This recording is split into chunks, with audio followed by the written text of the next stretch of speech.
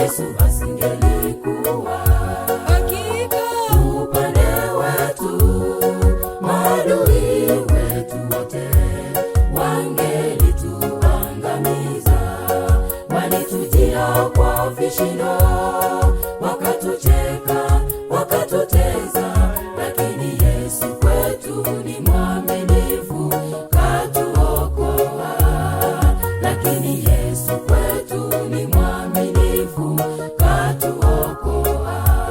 Tunamshukuru Mungu kwa kuwa yeye yu mwema, tungepotea milele. Yesu katuokoa kwa kifo chake pale msalabani. Shetani ameshindwa, na sasa sisi tu huru kabisa, tu wana wake.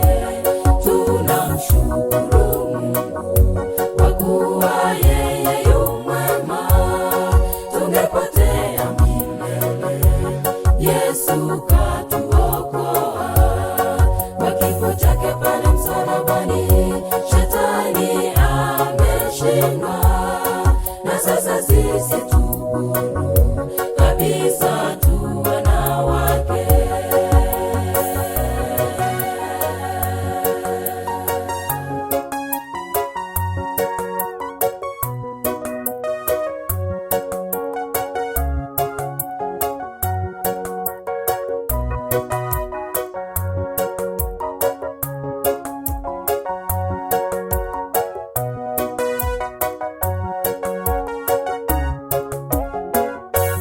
Yesu kwetu yeye mlinzi, na tena mchunga mwema, japo tupite gizani, nuru yake yatosha.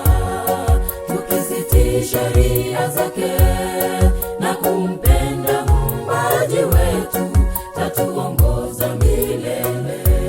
Mungu wetu ni mwema, tatuongoza milele. Mungu wetu ni mwema.